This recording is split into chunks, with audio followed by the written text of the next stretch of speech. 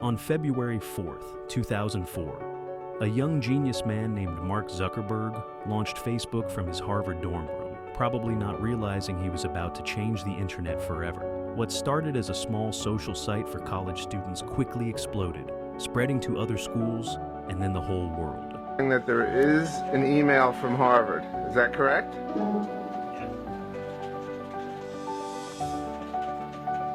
But 21-year-old Mark Zuckerberg turned his little web experiment into a very big business. It's called thefacebook.com and is like no college directory you've ever seen. His second year at Harvard, he built a site where students could rate or berate the looks of classmates through ID photos he lifted off Harvard's computers. Mark Zuckerberg. Mark Zuckerberg. Mark Zuckerberg. You're Mark Zuckerberg. And you won't sell it? They often want to... No, of course not. I mean... You've been living in a dream world, Neo. This is the world as it exists today. Tonight, Mark Zuckerberg once again facing skeptical lawmakers, pushing him on Facebook's failure to protect its users' private information. But behind the promises of connection and convenience, something was quietly taking shape, something that would change everything. Facebook, once seen as a tool for progress, was now at the center of a controversy that would expose the darker side of our digital world. What happened? Let's take a closer look. Analytica started as a relatively small data analytics company, but its ambition was anything but small. It was founded with the goal of using big data to influence political outcomes, a vision that seemed revolutionary at the time. By collecting vast amounts of personal information from millions of social media users, the company specialized in creating detailed psychological profiles to predict and influence human behavior. The company had a particular focus on leveraging data from Facebook, its goldmine. By analyzing everything from your likes, shares, and clicks, to the more subtle things like time spent on a page or your online social interactions, they could construct a near-perfect psychological portrait of a person. This data would then be used to craft highly personalized political advertisements designed to target individuals on an almost subconscious level. At the core of their strategy was the idea of psychographics, using data not just to profile people by their demographics, but by their personalities, fears, values, and desires. Their breakthrough came when they realized that these personalized messages could be so effective at influencing voters that they could completely reshape entire elections. With the help of influential figures in political campaigns, especially in the US and the UK, they quickly rose to prominence. And here's where the situation grew murkier. Facebook, as the primary source of their data, didn't seem to mind the methods Cambridge Analytica was using. Despite Facebook's policies on data usage and privacy, the social media giant did little to prevent third-party apps from accessing and scraping personal data from its users without their knowledge or consent. The data flows continued, largely unchecked, as the company fueled political campaigns across the globe.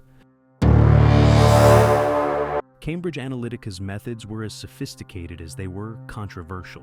At the heart of their operation was the development of psychological profiles. They didn't just want to know who you were, they wanted to know why you made the choices you did, what you feared, what motivated you, and what made you tick.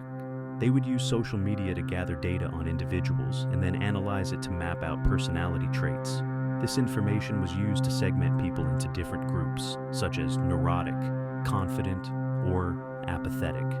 Once they had a psychological profile of an individual, Cambridge Analytica would craft political advertisements tailored to that person's emotional triggers. For example, someone identified as highly anxious might receive ads that play on their fears, urging them to vote for a candidate who promises safety and stability.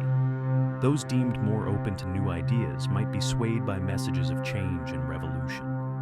This level of precision allowed for micro-targeting, getting political ads in front of the right person at the right time, often without them even realizing it. It wasn't just about getting the message out, it was about making sure it resonated deeply with each individual. But the methods were far from ethical. While Cambridge Analytica was busy profiling people, Facebook was fully aware of the data scraping. Facebook's API allowed third-party apps to access massive amounts of personal information, including not only the data of those who signed up for these apps, but also the data of their friends. This allowed data firms like Cambridge Analytica to harvest the private data of millions of people with minimal oversight. Despite Facebook's knowledge, the company failed to act quickly enough to prevent it. They even continued to allow apps access to users' data long after it became clear that this kind of misuse was happening. Facebook had put growth ahead of privacy, and this negligence would eventually prove disastrous. In 2018, everything came crashing down. The Cambridge Analytica scandal was exposed in a series of investigative reports by journalists, whistleblowers, and former employees. It was revealed that the company had harvested data from over 87 million Facebook users without their consent, using this personal data to influence political elections around the world. This wasn't just about the illegal harvesting of data. It was about the manipulation of democratic processes. The revelations hit hard because, in many ways, people had been unknowingly manipulated into making choices that would shape the future of their countries. The scandal not only implicated Cambridge Analytica, but also put Facebook in the crosshairs. Facebook had long been a trusted platform for millions of people, but their handling of personal data was called into question. It became clear that Facebook's policies were ineffective in preventing the abuse of user data. The company allowed third-party developers to collect and misuse data in ways that violated users' privacy.